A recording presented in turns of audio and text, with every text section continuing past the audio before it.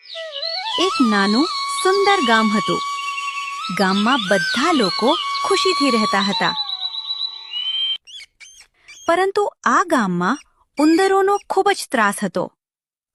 ઘરમાં ઉંદર, બહાર ઉંદર, રસોડામાં ઉંદર, બસ જ્યાં જુઓ ત્યાં ઉંદર જ ઉંદર. આમ ગામના લોકો ઉંદરોથી બહુ પરેશાન થઈ ગયા હતા. એક દિવસ ગામના સરપંચે જાહેરાત કરી, જે કોઈ આ ઉંદરોને ગામમાંથી દૂર કરશે તેને યોગ્ય ઇનામ આપવામાં આવશે. એ સાંભળી એક દિવસ એક અજાણ્યો માણસ ગામમાં આવ્યો. તે હાથમાં વાંસળી લઈને આવ્યો હતો. લોકો તેને વાંસળીવાળો કહેવા લાગ્યા.